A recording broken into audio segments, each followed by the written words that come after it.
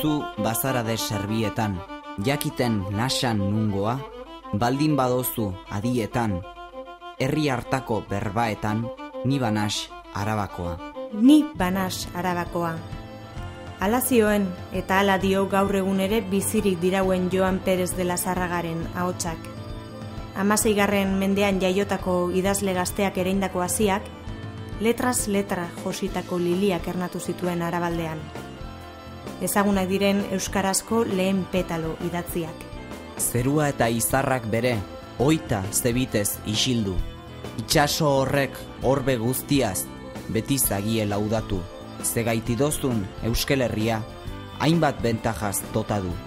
Itxaso hori tinta balidi, zeru zabala liburu, hoi, Arabako abantajaok ezin litezke kontadu.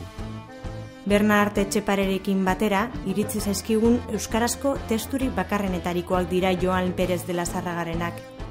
Arabako euskalkia eta mendebaldeko euskararen historia argitzeko ezinbesteko dugun altxorra.